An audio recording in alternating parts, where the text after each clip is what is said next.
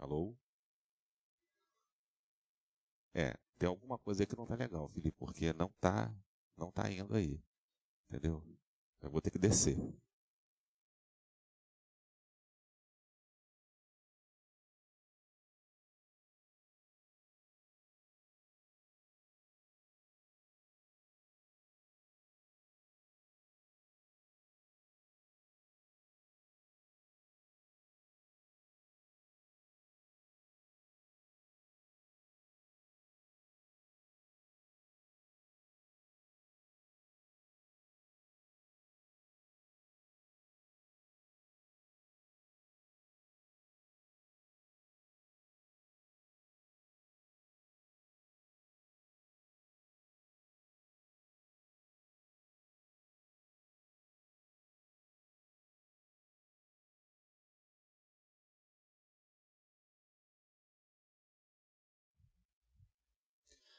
Irmãos queridos, graça e paz da parte do nosso Senhor e Salvador Jesus Cristo. Nós estamos aqui mais um domingo na casa do Senhor para bendizer o nome do nosso Deus. Estamos iniciando mais uma transmissão da nossa igreja para o seu lar, para a sua família, do coração de Deus para o seu coração. Queria que você guardasse esses momentos, não apenas como um tempo de um vídeo que você está assistindo, mas que seja realmente um tempo de oração, um tempo de comunhão com Deus.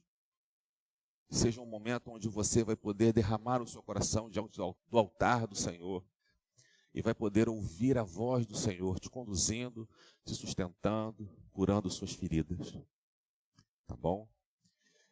Eu quero te convidar a abrir a sua Bíblia, você aí na sua casa, no livro de Romanos, capítulo 11, do versículo 33 ao versículo 36. Carta de Paulo aos Romanos, capítulo 11, do versículo 33 ao versículo 36.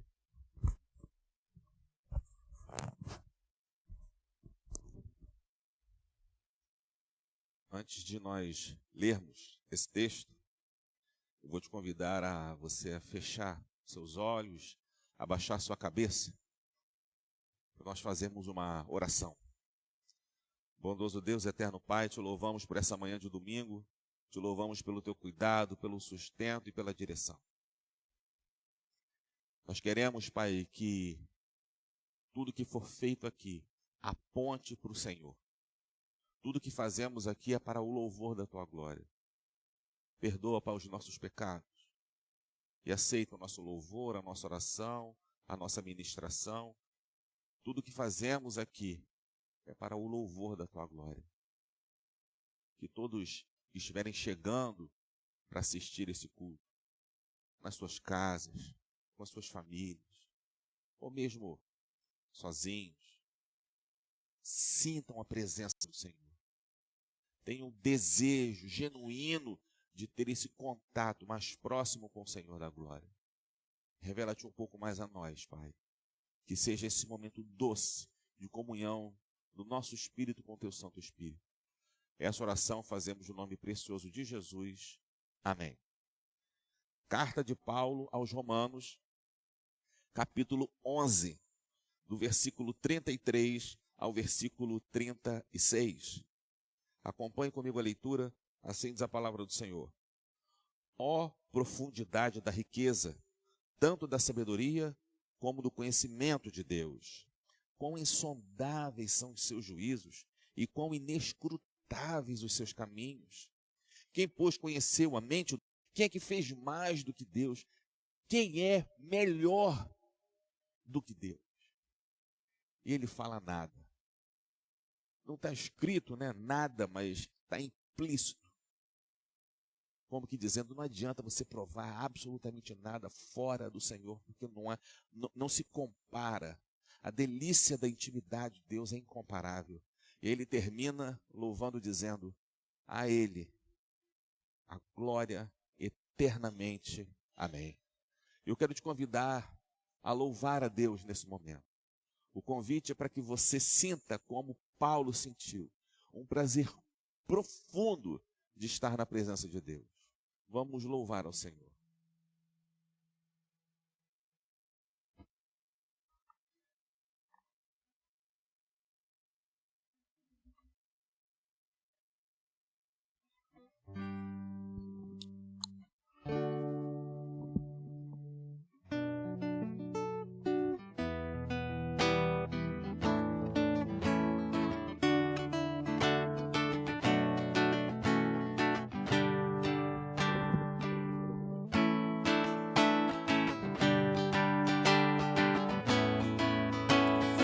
Ó profundidade da riqueza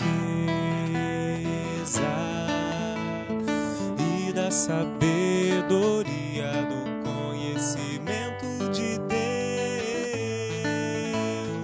quão insondáveis seus juízos, inescrutáveis seus caminhos.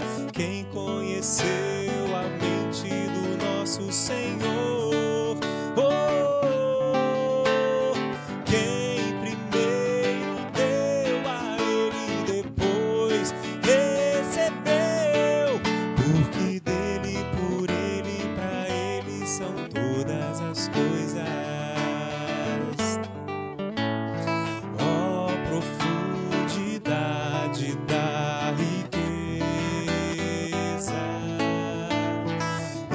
Sabedoria do conhecimento de Deus, quão insondáveis seus juízos, inescrutáveis seus caminhos. Quem conheceu a mente do nosso Senhor? Quem primeiro deu a Ele, depois recebeu, porque dele, por ele, pra ele são todas as coisas.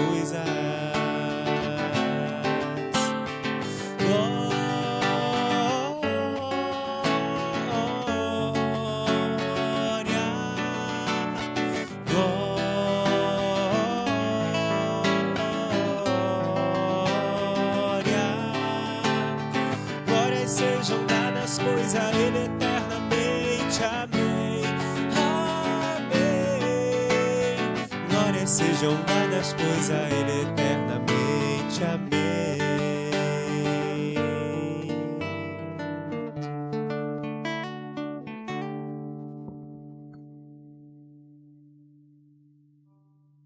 Não temos falado aqui, mas o nosso desejo é que você louve na sua casa também, né? Se você souber o louvor, se você tiver, né, a Bíblia, um hino por perto, que você na sua casa também louve. Um louvor tão conhecido, tão bonito, né?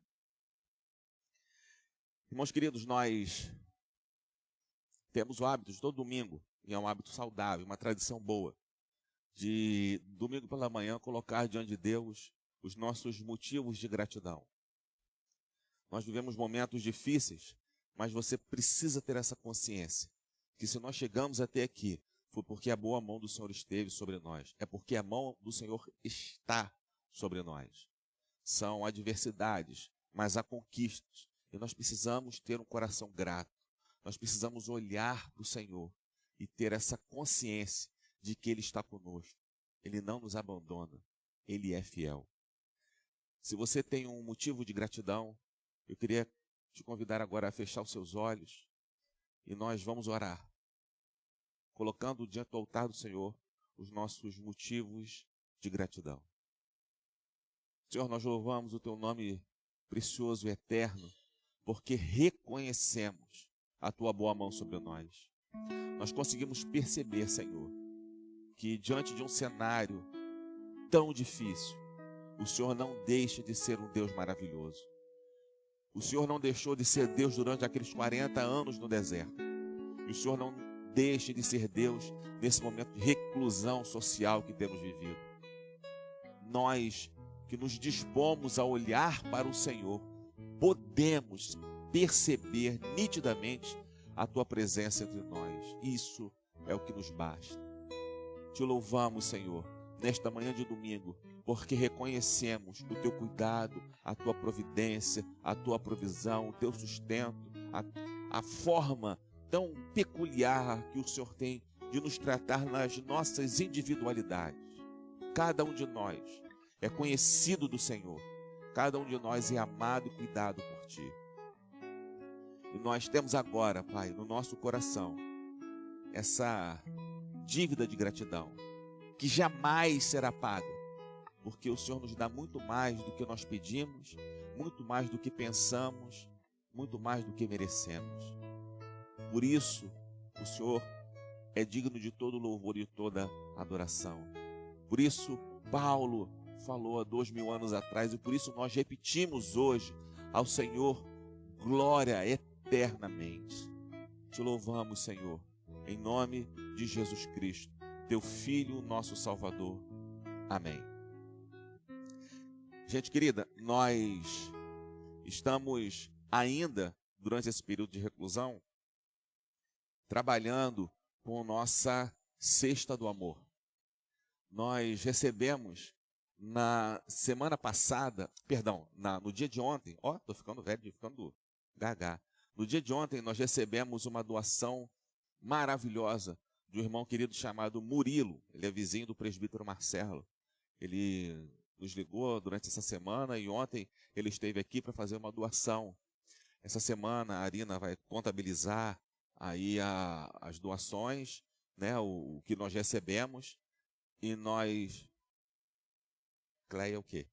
Ela não é para durar uma semana, 10 dias. Nós estamos fazendo uma cesta mais robusta, com mais sustância, como dizia o papai, para que possa durar aí 3, 4 semanas. Então, por favor, nós estamos jogando aí nas redes sociais qual é a nossa necessidade. Eu queria que você se sentisse, sabe, parte dessa visão. Algumas pessoas têm contribuído com dinheiro.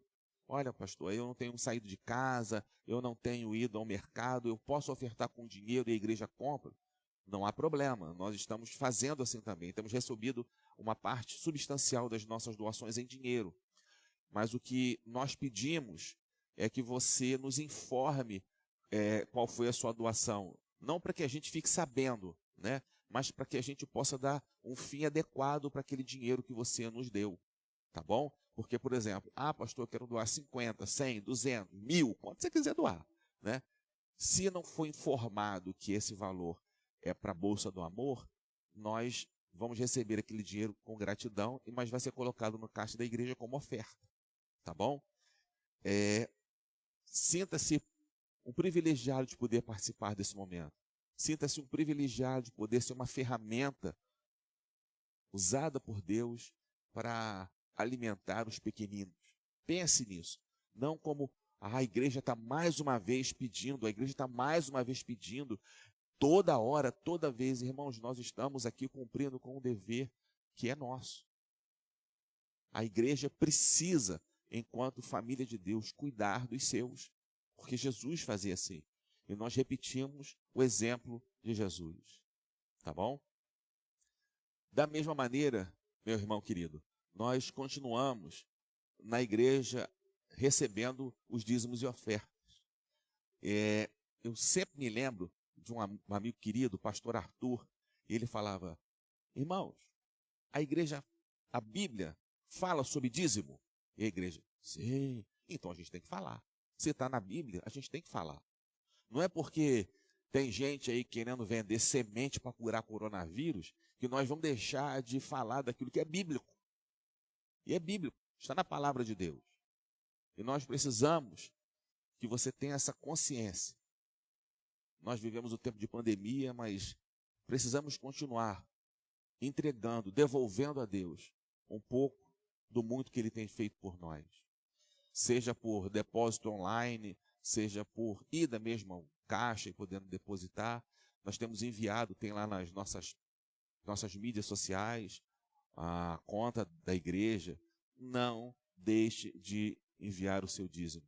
Nesse momento de portas fechadas, nós temos as nossas contas a arcar, nós temos missionários a ajudar, nós temos a questão social que nós participamos. Não deixe de entregar a Deus o seu dízimo. O apóstolo Paulo fala na segunda carta aos Coríntios, capítulo 9, versículo 7, que o sentimento ao participar do ofertório deve ser alegria. Cada um contribua segundo tiver proposto no coração, não por tristeza ou necessidade, porque Deus ama a quem dá com alegria. Alegria é o sentimento de quem participa do ofertório. Então, durante a semana, e temos um pequeno videozinho para mostrar para você qual é a temática de todo o mês de maio. E eu queria que você prestasse atenção e visse esse vídeo.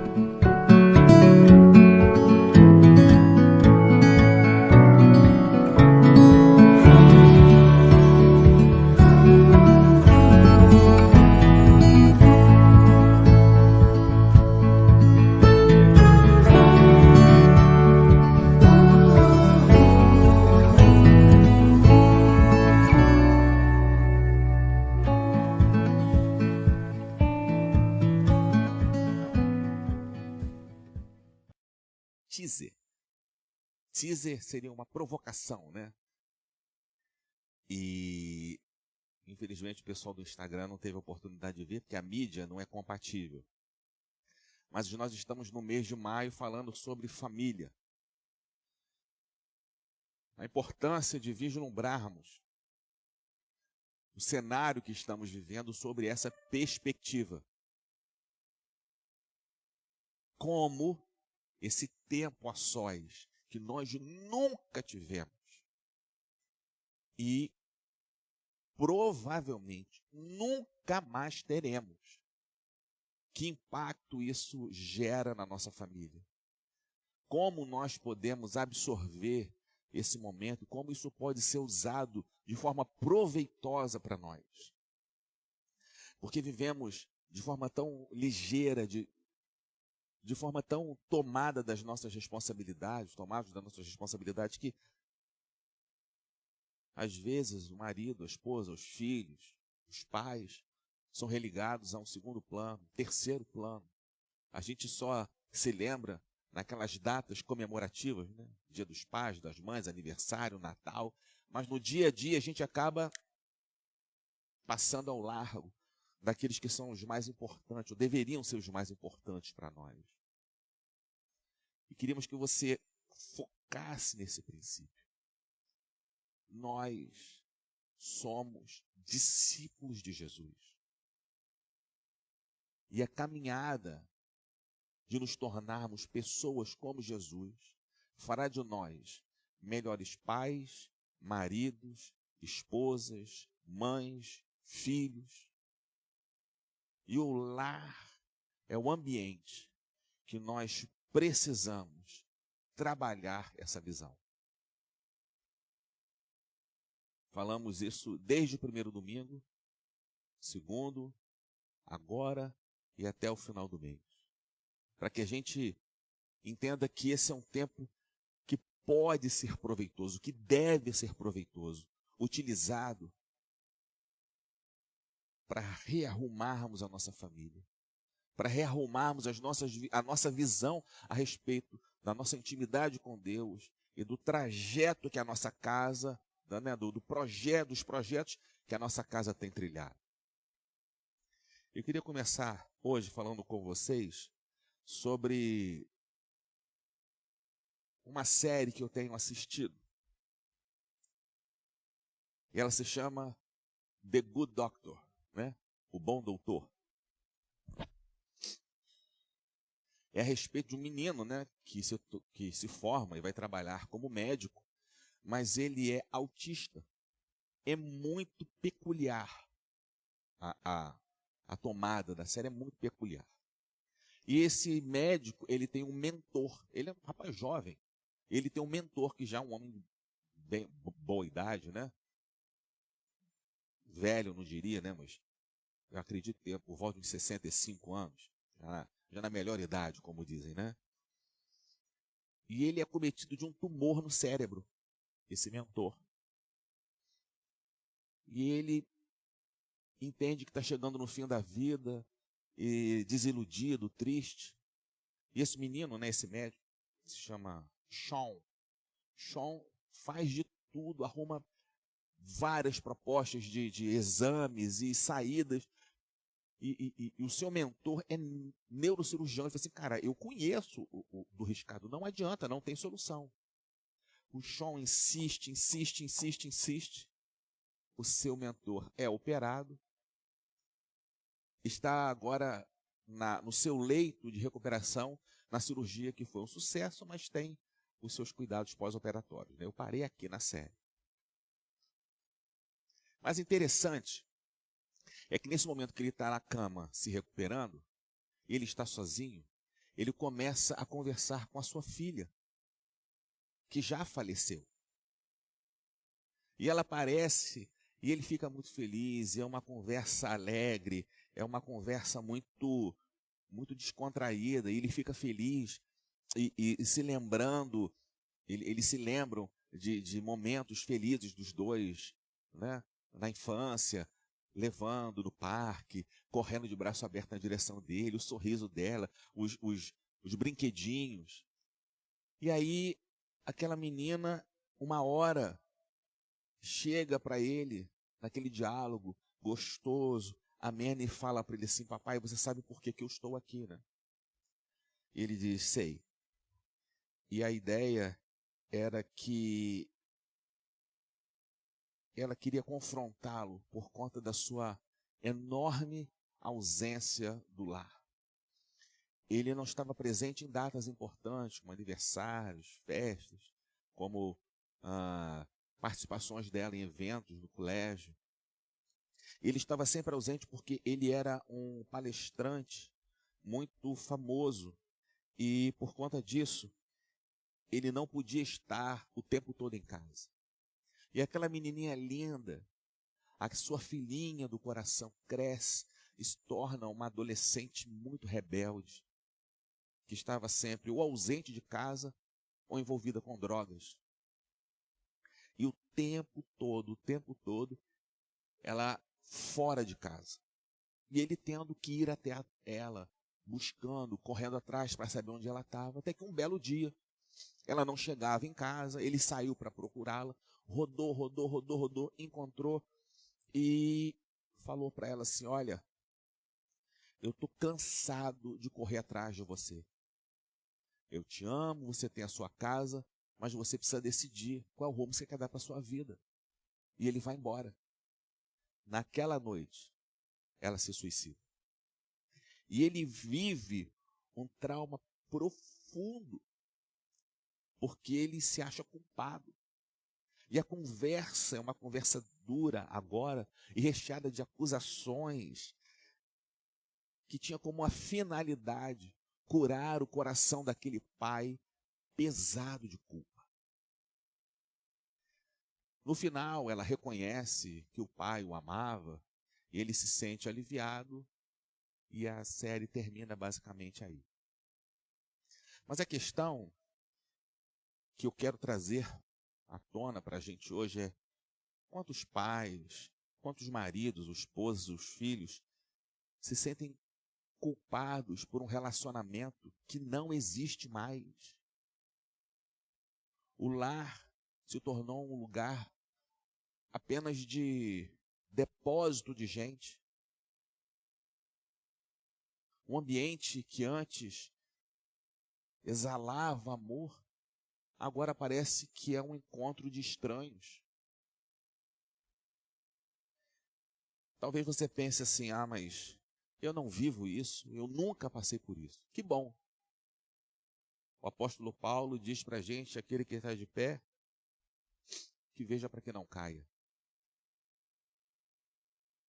Que as nossas famílias precisem entender a necessidade de um tempo produtivo a sós.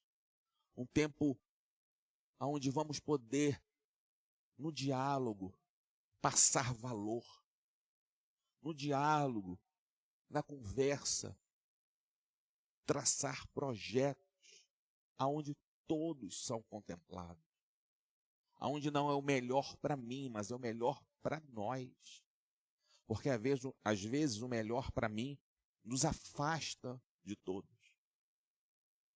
Mas quando a família cumpre com essa norma, com essa proposta de termos esse tempo produtivo, a nossa família será uma família produtiva.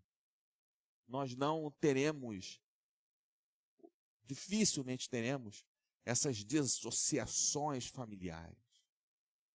Há um texto que nos ensina muito a respeito disso, e eu queria que você abrisse comigo, segunda carta de Paulo a Timóteo, capítulo 3, do verso 1 ao verso 17. Segunda carta de Paulo a Timóteo, capítulo 3, do verso 1 ao verso 17, que fala sobre esse tema. É o capítulo 3 da segunda carta de Paulo a Timóteo. Enquanto você está abrindo aí, eu queria lembrar das pessoas que estão assistindo pelo Instagram, pelo Facebook, de melhor, tá bom? Não deixa de colocar o coraçãozinho, não deixa de apertar no aviãozinho para que mais pessoas possam assistir e, em conjunto, louvarmos e aprendermos com o nosso Senhor. Segunda carta de Paulo a Timóteo, capítulo 3. Eu vou te convidar a orarmos mais uma vez. Senhor Deus, eterno Pai, te louvamos porque sem o Senhor a gente estaria perdido. A vida teria um sabor completamente diferente. E um amargoso estaria na nossa boca muito mais rápido, com muito mais frequência. Nós sentíamos o sabor doce da vida porque Jesus pagou o preço na cruz para termos uma vida plena e abundante. Que coisa maravilhosa. Que amigo precioso. Que irmão bacana que o Senhor arrumou para nós. Só que a gente dá muito mole. A gente dá muito mole. E nas nossas caminhadas, muitas vezes a gente teima em tomar decisões fincadas exclusivamente naquilo que acreditamos, do que pensamos ser melhor para nós. E estamos aqui para reconhecer que sem o Senhor nós estamos perdidos. Nós queremos colocar, Pai, o controle de todas as nossas decisões no Teu altar, para que o Senhor nos oriente. Pedimos que essa orientação surja agora para nós, já a partir da leitura do texto. E que essa mensagem encontre no nosso coração um solo bem preparado para dar frutos para a eternidade. E que através da nossa vida as pessoas possam perceber Jesus. É o desejo do nosso coração. No nome desse Jesus maravilhoso. Amém. Segunda carta de Paulo ao Timóteo, capítulo 3. Assim diz a palavra do Senhor. Acompanhe comigo a leitura. Sabe, porém, isto. Isso é Paulo falando para Timóteo. Nos últimos dias sobrevirão tempos difíceis, pois os homens serão egoístas, avarentos, jactanciosos, arrogantes, blasfemadores, desobedientes aos pais, ingratos, irreverentes, desafeiçoados, implacáveis, caluniadores, sem domínio de si, cruéis, inimigos do bem, traidores, atrevidos, enfatuados, mais amigos dos prazeres que amigos de Deus, tendo forma de piedade, negando-lhe, entretanto, o poder.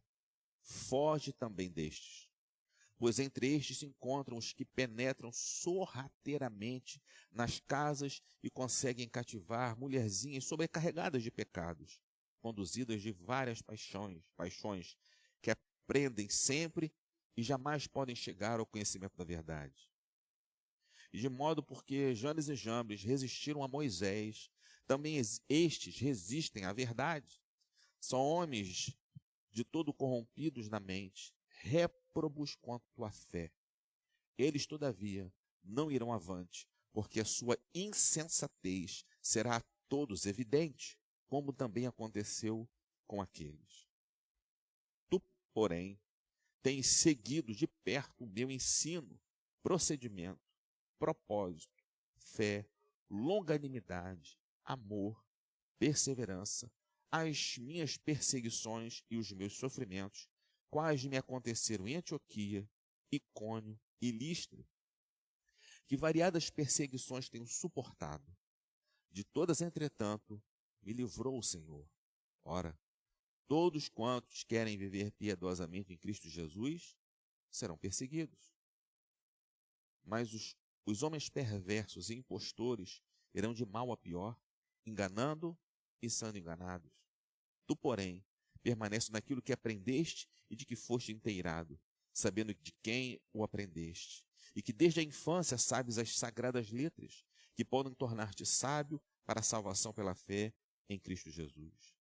Toda a Escritura é inspirada por Deus e útil para o ensino, para a repreensão, para a correção, para a educação na justiça, a fim de que o homem de Deus seja perfeito e perfeitamente habilitado para toda boa obra. A gente olha para esses versos e a gente percebe claramente que Paulo está dando um avanço no seu discipulado com seu filho Timóteo. Ele está chegando para ele e fala assim, e é interessante que o texto se preocupa em pormenorizar os problemas, né? Ele está falando assim, Timóteo, olha só, nós vivemos a partir da proposta de Jesus Cristo. Nós temos a palavra de Deus como nossa regra de fé e prática. Mas tem muita gente perto da gente que não pensa assim. Sabe como é que esse pessoal pensa? Eles pensam assim. E aí ele vai falando. O que vem à mente ele vai botando. E ele vai falando. Eles vão tentar te enroscar de tal maneira a você se sentir bem, se sentir confortável, afastado da proposta de Deus. Meu filho, persevera nessa proposta. Persevera nesse caminho. Não se conforme com esse mundo. Não se conforme. E a gente olha e consegue perceber e entender que o que Paulo está falando para Timóteo é o seguinte: essa caminhada, ela não vai durar 6 meses. Ela é para a vida toda. Porque em todas as fases da vida, o inimigo tem um sabor doce para colocar na nossa boca. Uma maçã sempre pronta para a gente provar. Né? Billy Graham que falava, né, que toda vez que um homem deseja navegar para longe de Deus, o diabo tem sempre um barco pronto. E é verdade. E Timóteo está falando, e Paulo está falando para Timóteo, perseverança. Perseverança. Então eu queria conversar com vocês sobre essa perspectiva, permanecendo firmes. Família permanecendo firme. E do versículo 1 ao 9, a gente percebe que Paulo faz uma diferenciação clara, né, no que ele está falando no capítulo 3.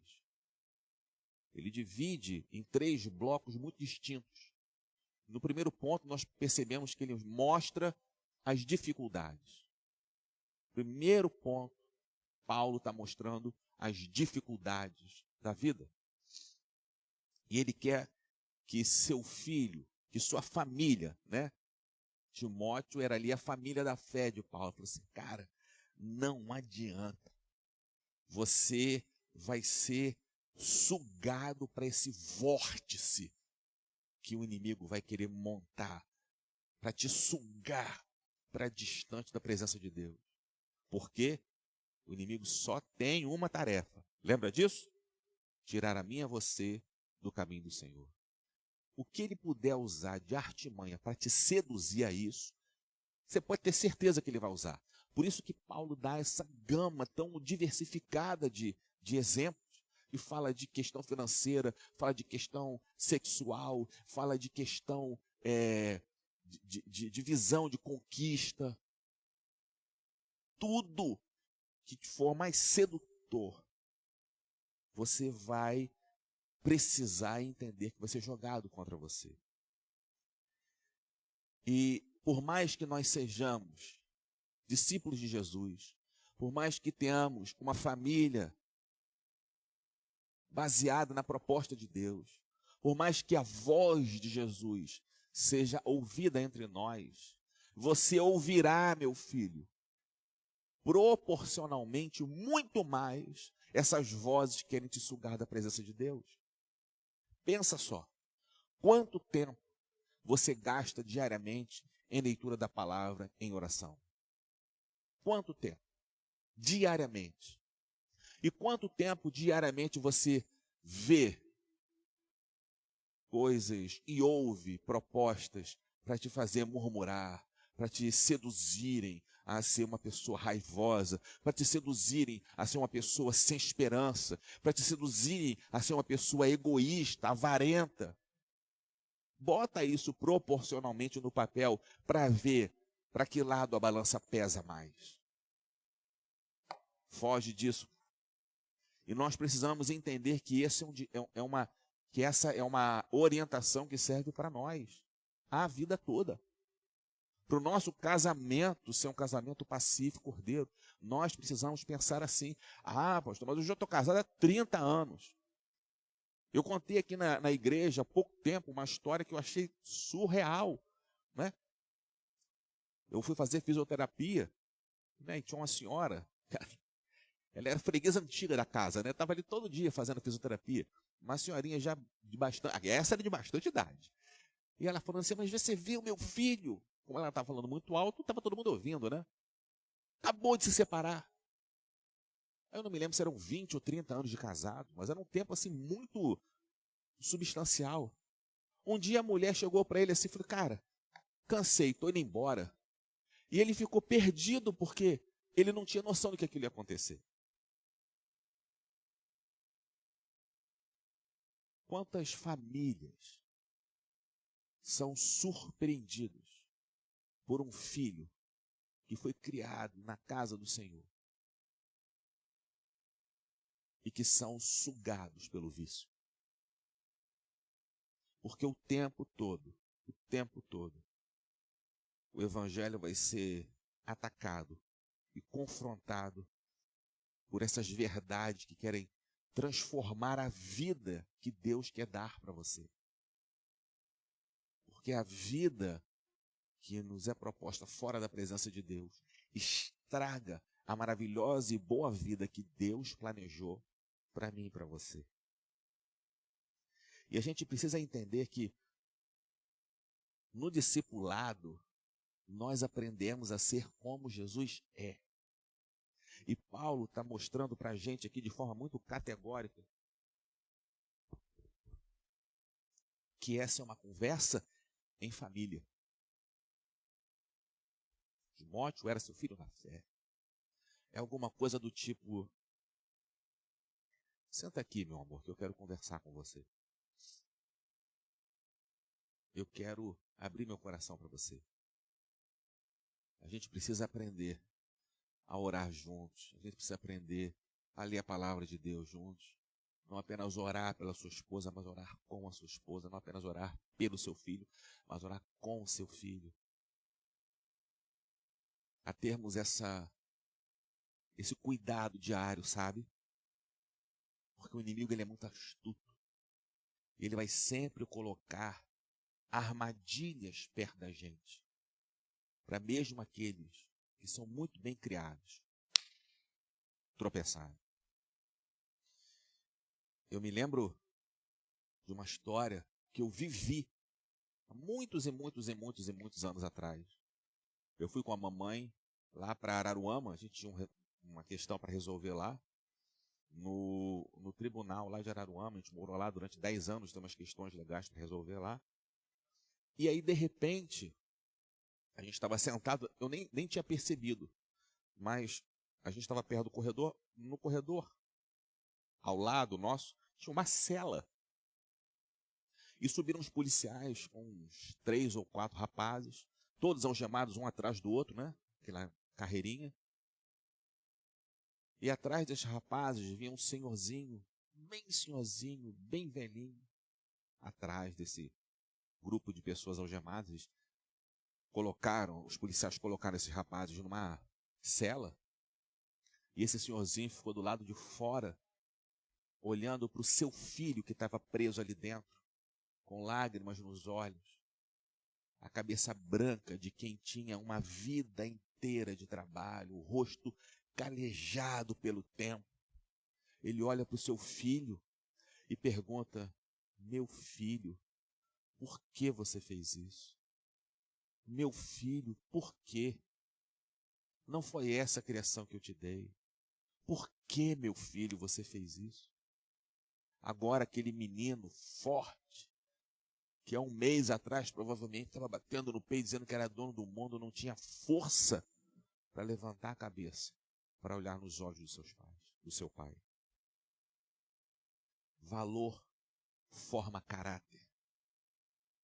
E aí é corrente nesse ambiente, que é o seguinte: o que é importante para você?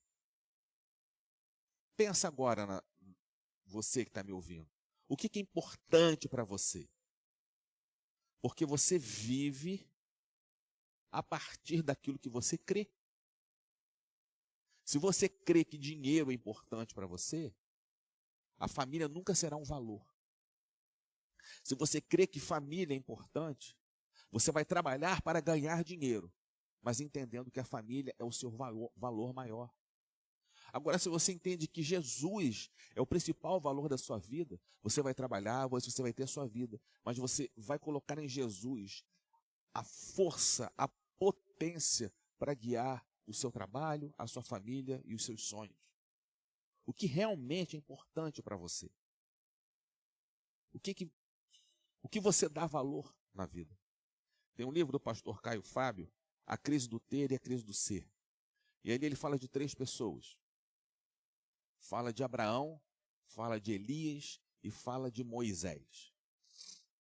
Fala de Abraão, que era um homem rico, a Bíblia diz isso, e que era um homem que tinha muita intimidade com Deus. Era um homem cheio da intimidade com Deus. Deus falava com Abraão. Fala de Elias, que nunca teve e sempre foi, nunca teve dinheiro e sempre foi um homem cheio da presença de Deus. E fala de Moisés, que deixou de ser para ter, deixou de ser o filho da filha de Faraó, para ser um homem segundo o coração de Deus, guiado exclusivamente pela proposta de Deus. Então, o primeiro era um homem rico, que viveu a plenitude da sua vida, provavelmente sendo um homem rico. O segundo era um homem que nunca conheceu riqueza, só viveu a pobreza. E o terceiro, um homem que abandonou a riqueza financeira para viver a partir exclusivamente do sustento diário do Senhor.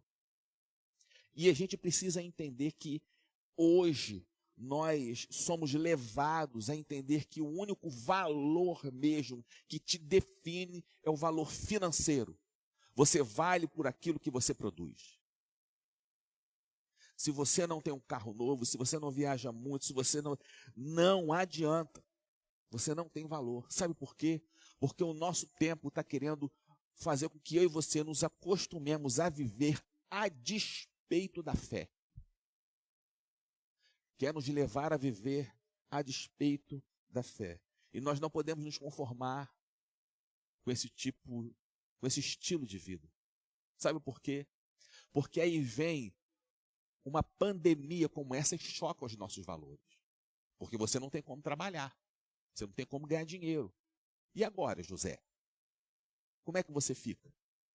Mas quem vive a despeito da proposta de Deus, olha para uma situação como essa e as perguntas que faz levam sempre à seguinte direção: Como é que eu pago as minhas contas? Como é que eu resolvo os meus problemas? Mas aquele que vive na proposta de Jesus não faz só essa pergunta, ou talvez não faça nem primeiro essa pergunta, mas ele se preocupa em fazer o seguinte questionamento: como é que eu posso ser útil a quem vive esse momento de aflição? Como é que eu posso ajudar a quem é menos necessitado? Porque não se engane, meu irmão, não há ninguém que seja tão pobre a ponto de não ter nada para dar ao menos necessitado. Nem que seja carinho, tempo e atenção. Mas nós estamos sendo levados a viver a despeito dos valores da fé. Persevere, Timóteo. Persevere, pai. Persevere, esposa. Persevere, filho. Em ver a proposta de Deus. O segundo ponto a gente vê do verso 10 ao verso 13, que é o exemplo de quem dá exemplo. Eu tinha sempre uma ideia de que Paulo era meio arrogante, né? Fala assim, agora quem fala sou eu e não o Senhor. E ele fala para Timóteo aqui, olha, veja os meus exemplos e aprenda com eles. Na verdade, todos nós deveríamos poder ter essa maturidade espiritual para falar isso também. Eu vivo segundo a proposta de Deus, então olha o meu exemplo e reproduz. E quando ele fala assim que você tem seguido o meu exemplo, a proposta do seguir é um pouco diferente daquilo que a gente imagina. Porque seguir é, por exemplo, eu tenho alguém na frente e eu atrás. Então eu estou seguindo a pessoa que está me dirigindo, me conduzindo. Mas não é essa a proposta da palavra original. O seguir aqui é caminhar ao lado. É alguém que está fazendo o que você está fazendo e eu estou fazendo junto, porque nós pensamos da mesma maneira. Porque nós estamos acostumados a fazer tudo igual. Os seus valores agora fazem parte da minha escolha. Eu fazia isso. Agora você, e mostrou ali, né, um ninho de uma águia que estava cuidando dele, mostrou chocando o ovo, e nascendo o filhote, e o filhote crescendo, o pai sempre vindo ali para trazer o alimento, e ele comendo, e de repente estava uma águia enorme, mas o tempo todo a mãe cuidando, e o pai saindo, voando e voltando, e ele falou assim, e as águias têm uma técnica, né? Quando já está na hora certa, eles param de levar o alimento, porque ou ela voa ou morre de fome. Então agora você tem que aprender a fazer aquilo que a vida toda nós ensinamos a você a fazer. Vai, faz o que é certo, voa como nós voamos, toma o seu caminho, faz o seu caminho agora, mas você me viu fazer a vida toda, você olhou, você aprendeu comigo. Agora está na hora de você dar o seu bom exemplo, tomar as decisões corretas. E esse tempo, irmãos, é um tempo precioso que nós podemos usar para rearrumar determinadas caminhadas. Sentar com o filho, com a esposa, e falar assim, cara, a gente não tem podido ter um tempo de qualidade nós dois. Nós não temos tido a oportunidade de sentar. Hoje em dia a gente não pode nem sentar muito perto, né? Mas de abrir, de dialogar com honestidade, para que a nossa relação fique ainda um pouco estranha, mas com o tempo ela melhore e engrene e a gente tenha uma família saudável. Porque problemas existem, não tem família que não tenha problema. Não tem. E o que eu acho bastante interessante na Bíblia é que a Bíblia não se furta a dar os maus exemplos. Né? Porque tem um ditado que diz que filho feio não tem pai, a gente só quer contar bom exemplo, né? E um desses maus exemplos que foi transformado, que eu acho fantástico, é do rei Manassés. A Bíblia nos ensina que Manassés se tornou rei aos 12 anos. E reinou durante 55 anos. Então, aos 12 anos, ele ficou órfão de pai. E o menino, né, na tradição judaica, com 12 anos, ele deixa ele faz aquela transição a se tornar homem. Quando ele estava se tornando homem, ele não tinha referência masculina ao lado dele. Dono do mundo, podendo tomar todas as decisões, sem que ninguém o contradissesse. Contradissesse, tá certo? Não vou maltratar o português desnecessariamente, né? E aí ele cresceu sendo uma pessoa arrogante, cresceu sendo uma pessoa má.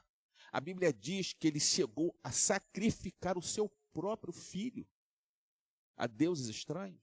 Olha que loucura.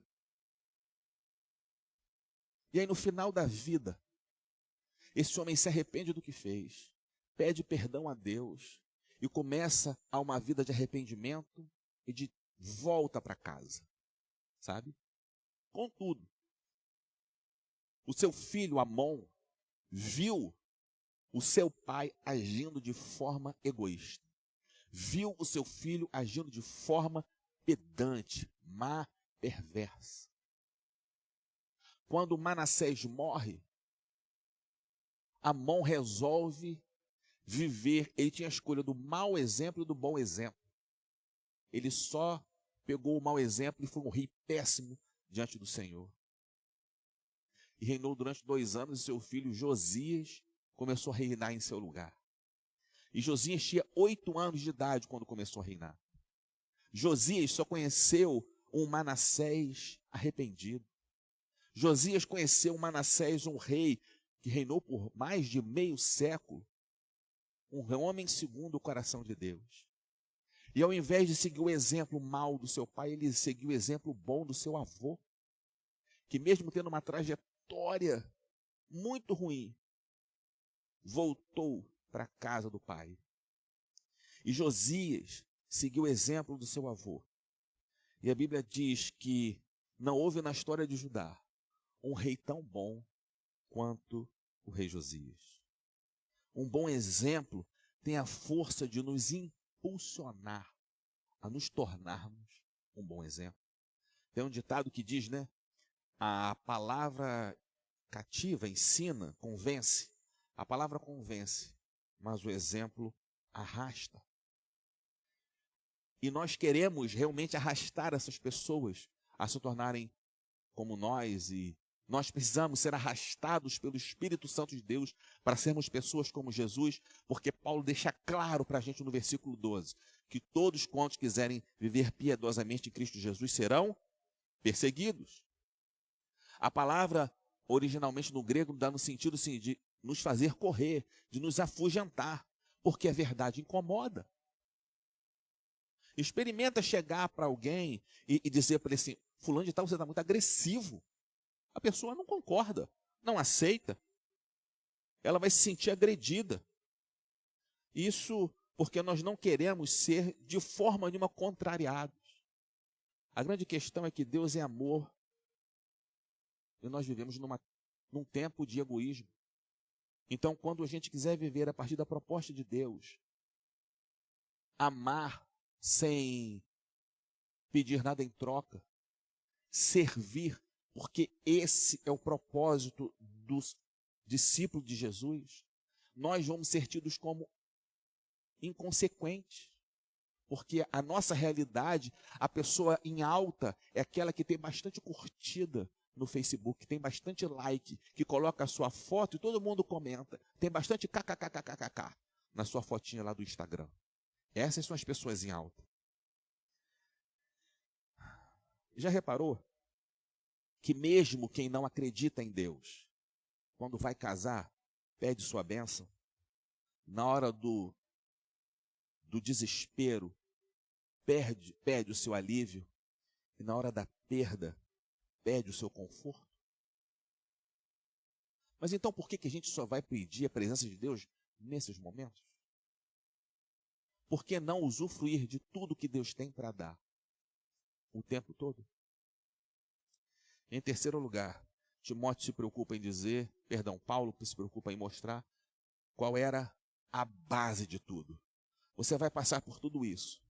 Eu sei que você tem um bom exemplo, porque você vai reproduzir o bom exemplo que você aprendeu comigo. Mas, meu filho, a base para nós sermos pessoas com um projeto de vida pleno e abundante é a palavra de Deus.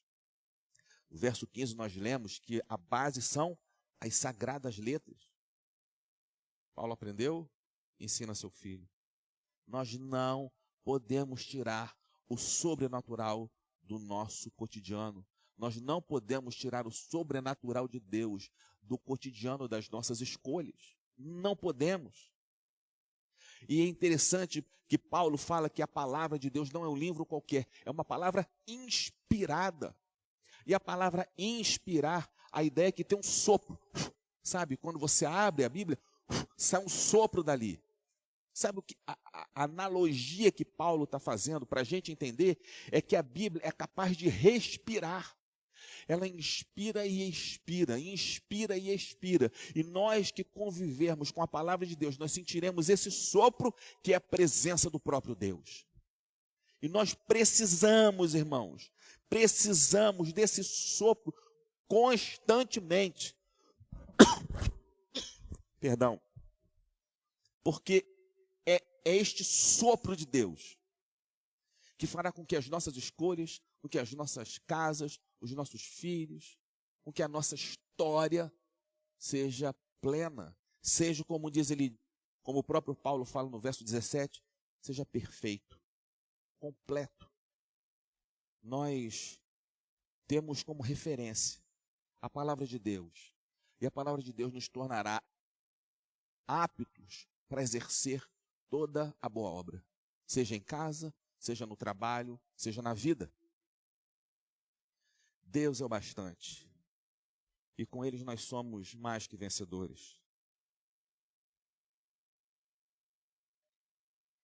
A questão é que quando nós nos acostumamos com a distância da palavra de Deus,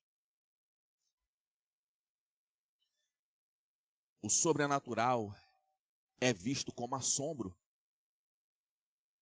Contudo, quanto mais íntimo de Deus nós formos, mais íntimo dos seus milagres nós seremos.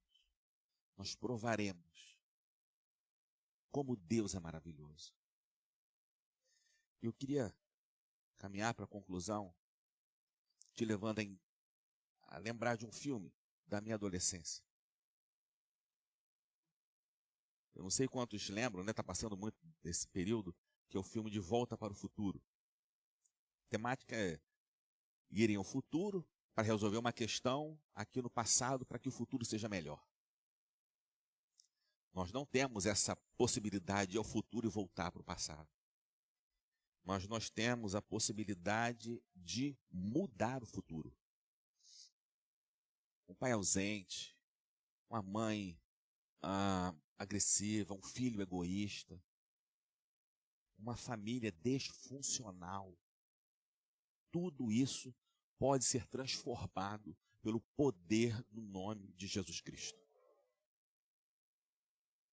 Uma família disfuncional, ela pode ser transformada pelo poder do nome de Jesus Cristo. Porque egoísmo, violência, frustração, medo, tudo isso é fruto do distanciamento da palavra de Deus. Nós precisamos, irmãos queridos, parar de contar histórias maravilhosas, de famílias que se recuperaram, de filhos que se restauraram, sabe? Nós precisamos parar de contar essas histórias e sermos nós essas histórias.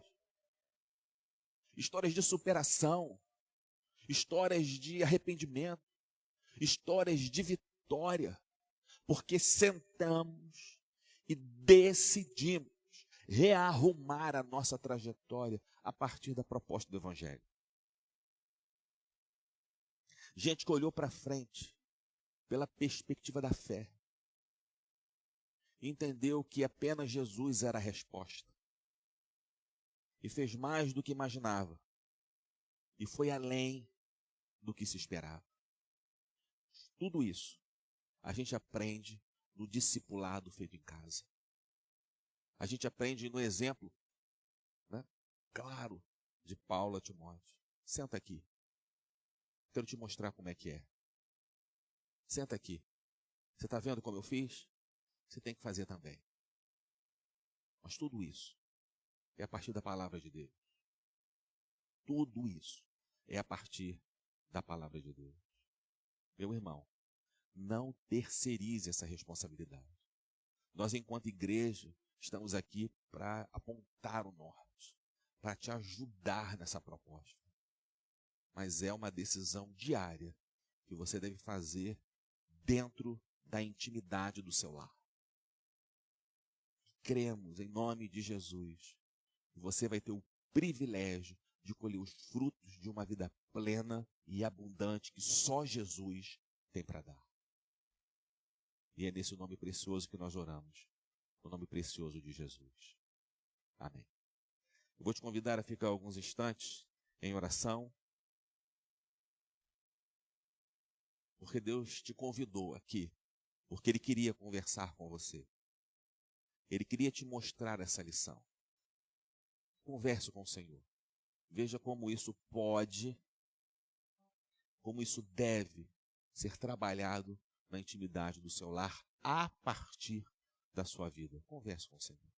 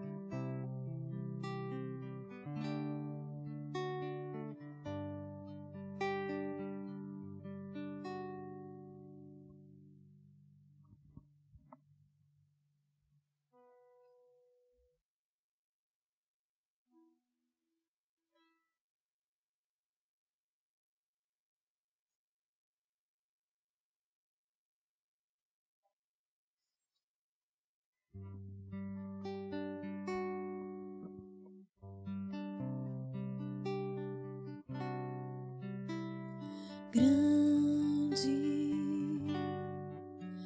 é o Senhor e muito digno de louvor. Na cidade do nosso Deus, seu santo monte, a alegria de toda a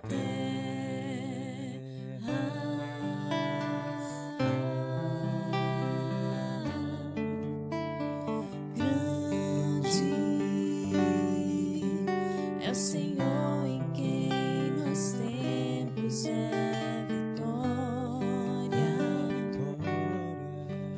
e que nos ajuda contra o inimigo. Por isso diante dele nos prostramos.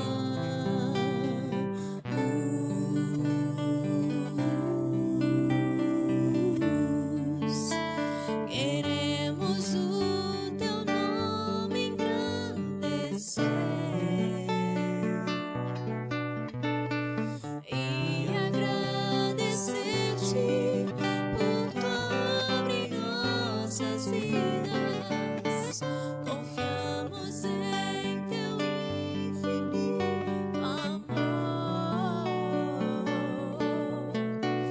pois só tu és o Deus eterno sobre toda a terra e céus.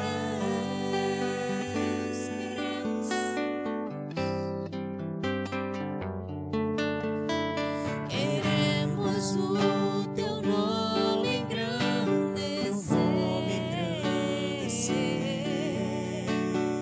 e agradecer-te por tua obra em nossas vidas.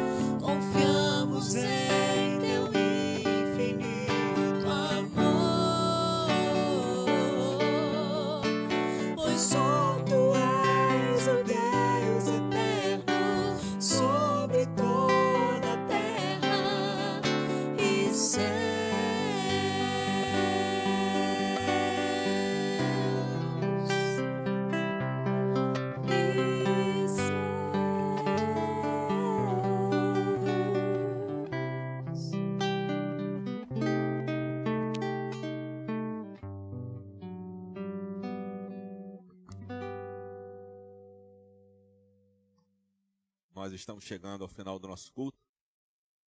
Desejo de verdade, o nosso coração é que você tenha sentido a presença preciosa de Jesus falando ao seu coração. Nada aqui foi feito com outro desejo, que não seja de nos aproximarmos mais do Senhor, para glorificar o nome que é sobre todo nome, o nome santo e eterno de Jesus. Vou te convidar a você fechar seus olhos, baixar sua cabeça para nós sermos despedidos com a graça do Senhor. Senhor amado, obrigado por essa manhã de domingo, por essa palavra tão necessária aos nossos corações. Que sejamos alertados diariamente pelo Teu Santo Espírito das tramóias que vão ser feitas de forma ardilosa e sutil para nos seduzirmos e deixarmos o Teu projeto de lado. Mas prepara, Pai, o nosso coração, nos orienta na Tua palavra e que façamos do nosso lar esse porto seguro, onde nos sentimos à vontade para conversar sobre qualquer assunto. E que dentro de casa sejamos instruídos pelo Senhor a viver a Tua proposta. Que a gente não tire o sobrenatural de Deus da nossa existência, do nosso cotidiano, das nossas escolhas. Mas por mais que sejamos vistos como bobos, antiquados, que a gente mantenha firme o nosso propósito de viver a proposta que o Senhor desenhou para nós. E sermos homens e mulheres segundo o coração de Deus. Em nome de Jesus. Amém.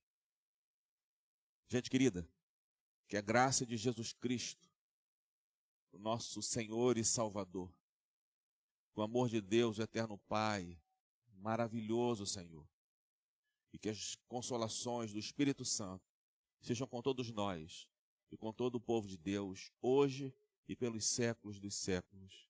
Amém. Deus te abençoe e bom domingo.